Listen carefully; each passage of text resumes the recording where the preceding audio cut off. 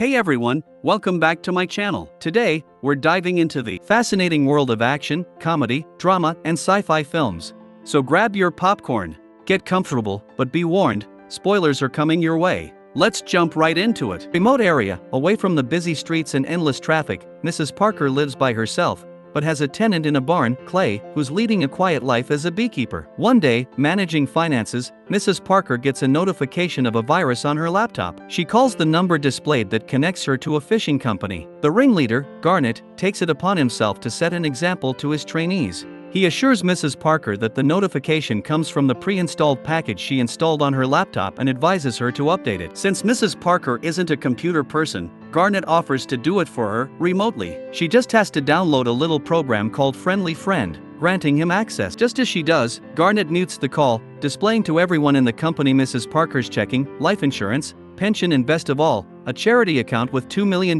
in it. Garnet initiates strip mining, but at this point Mrs. Parker still doesn't suspect anything. Garnet assures her it's totally normal. What's more, because of the inconvenience, he promises to credit her back the subscription fee, supposedly transferring it to the account she manages. To verify the transfer, she attempts to log in and sees a transfer of $50,000. It's all part of Garnet's scheme, using sympathy.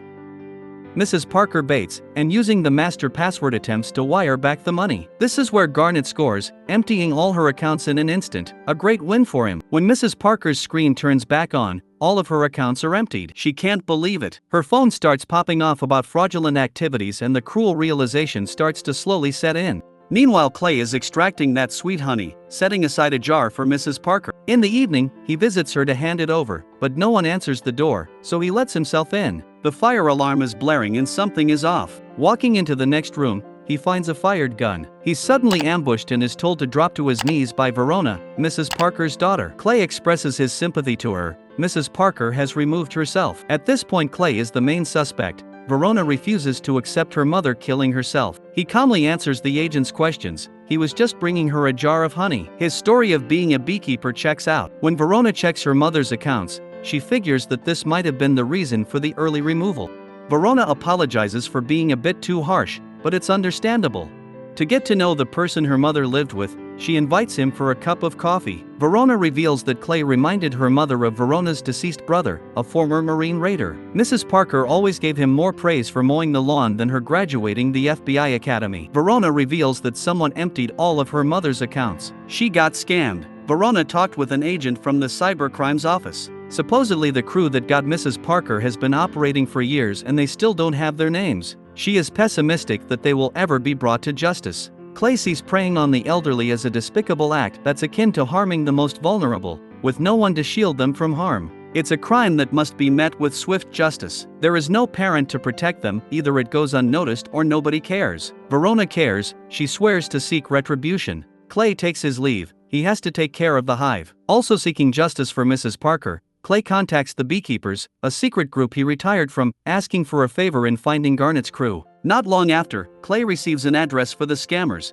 a call center run by Garnet. Arriving with 2 gas canisters, the security tells him to go back where he came from, but he's here to burn it down. Swiftly breaking through their defenses, Clay storms into the call center, commanding everyone's attention with a forceful presence. He demands their full focus as he delivers a message they won't soon forget. I will never steal from the weak and the vulnerable again. After met with mocking laughter, Clay decides to make his point crystal clear. As they repeat the oath, he ensures their compliance by dousing the room in gasoline. Garnet attempts to intervene, but Clay swiftly neutralizes him. Dealing with the security guards effortlessly, like a stroll in the park for an ex-special agent, Clay sets up bombs on the gas canisters. The next call triggers the explosion, turning Danforth Enterprises into rubble. Derek Danforth himself receives a call from Garnet, describing how Clay effortlessly dismantled their security like a blazing wildfire. A $30 million building is now just a pile of rubble. The worst part is, they have no clue who did it. Derek has to big dog this one. He goes to his advisor, who ran a CIA back in his time,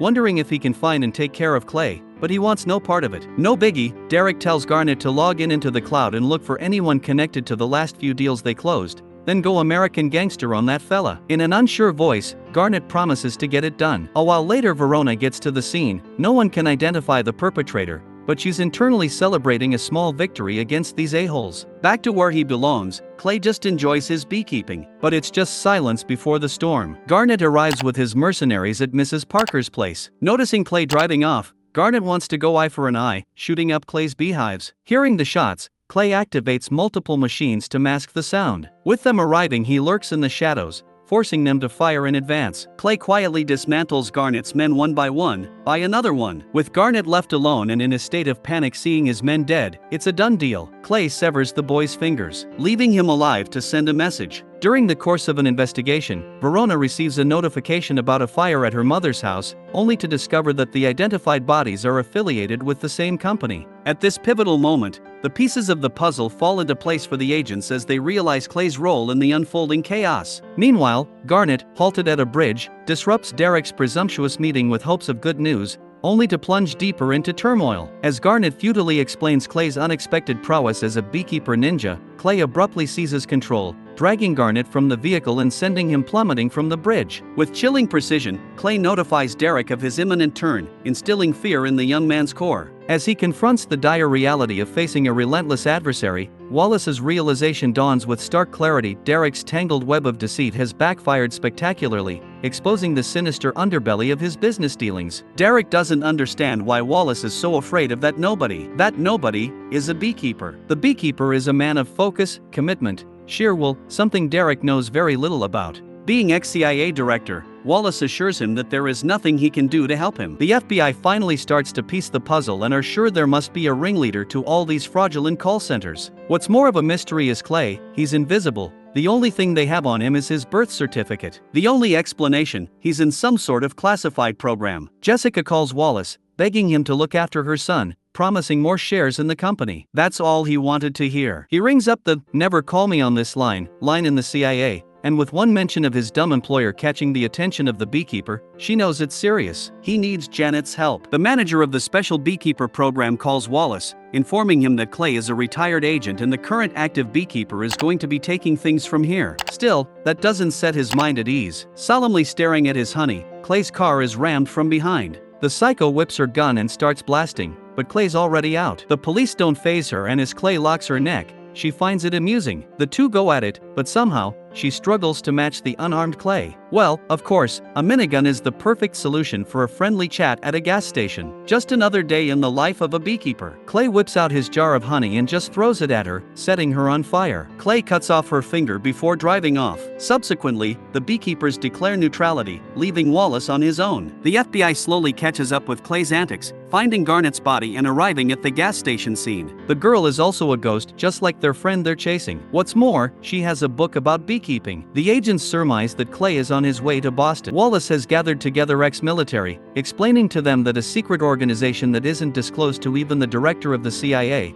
for decades has operated from the shadows. The beekeepers are given all resources and are allowed to act on their own judgment. But now, a retired beekeeper has gone rogue and isn't acting in the hive's best interest. He calls the former Special Forces personnel a bunch of babies compared to Beekeeper, but maybe with enough of them, they have a chance. Using the psycho woman's finger to enter her facility, Clay has access to all her arsenal and intelligence. Tracking down the base of Derek's operations and stocking up on supplies, Clay sets out to fulfill his promise to Derek. Verona informs the FBI deputy director that 3 crime scenes are connected with Clay, who is connected to a classified program named Beekeeper. He's on his way to Boston and his next target is 9 Star United, which oversees all of Derek's global scam call centers. The director heard enough, granting the agents full funding to deal with Clay. Something that never happens. The FBI SWAT team storms the building, but the private security has it on lock. They settle for a perimeter outside. The team goes through all the other entrances this building has, but there is none. Clay himself confirms it,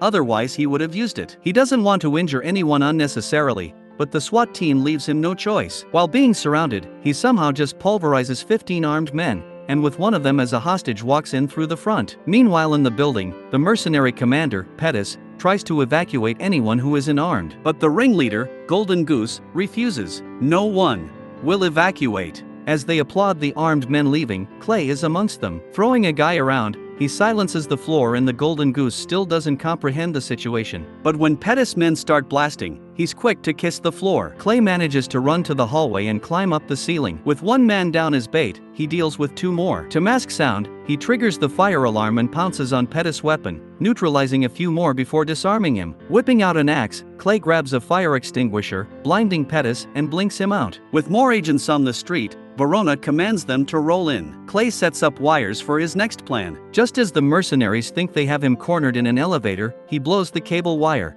taking those who ran out down with the elevator. Crashing at the bottom, the agents prefer to take the stairs anyway. With the mercenary chain of command in disarray, they are just sitting ducks for Clay to pick off in the dark. With all of them dead, the golden goose is next on the chopping block. Using stapler as a torture device, Clay wants to know who's above him, explaining in the process why he's doing it. It's all because they messed with the only person that ever took care of him. The golden goose finally cracks, showing him the top dogs in the charade. Finally, Verona made her way there. Directly speaking with Clay, she assures him there are laws for these things, but Clay mentions there are things laws can't fix, but he can, making his escape as the rest of the agents arrive. For now, they settle for the golden goose and his crew. Looking at the laptop, Verona now also knows who Clay's target is. At some luxurious restaurant, Derek is worried sick and Wallace receives the dire news. His mercenary guys are all dead. Maybe it's time to call Derek's mother. Clay can't take action if they're in Jessica's and her people's proximity. Derek loves the idea. Derek rings her up,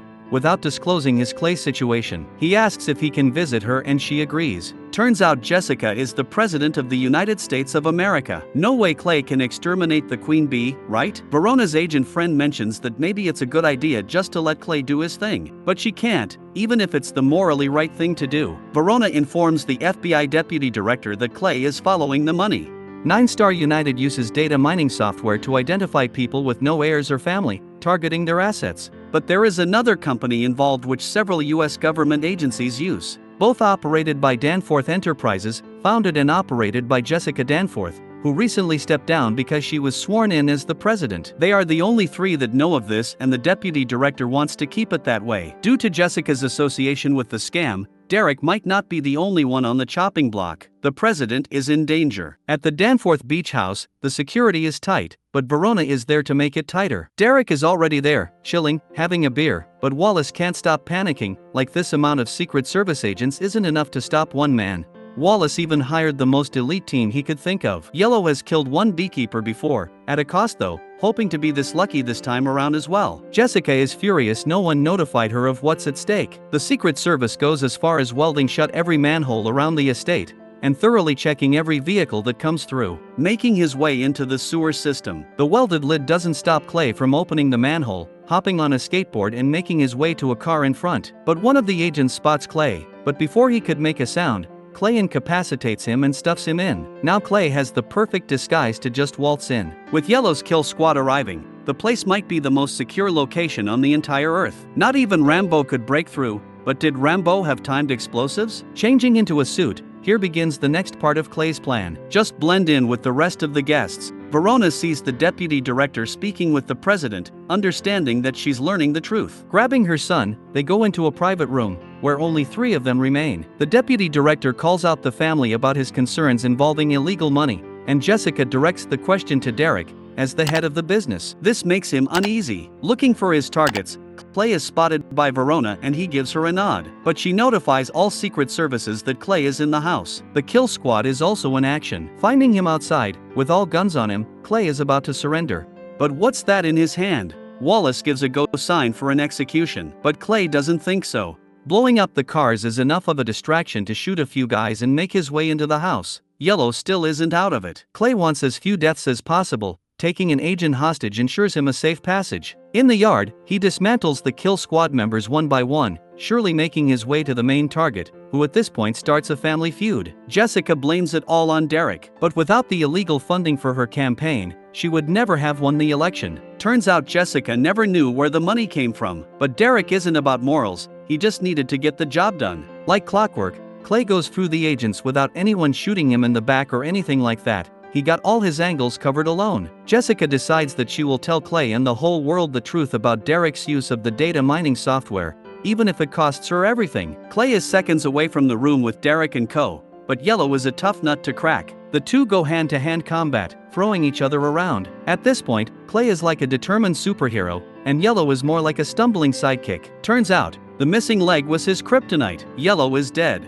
Stopping his bleeding, Wallace tells Clay that he has proved his point. He can still turn back, live a quiet life. But they are way past that point. It's personal for Clay and he is here to right the wrongs. He plants a claymore on the door and sits Wallace down. As Clay is about to make his entrance, Derek shoots the director and takes his mother hostage the moment Clay blows up the door and enters. Verona also makes her entrance and there's a standoff. Clay tells Verona to decide, she works for the law or for justice. He one-taps Derek and makes his escape. President is unharmed. Verona still has a shot, but she chooses justice. Clay gives her a final nod, before leaping away, where he has a suit stashed with swim gear. He is out.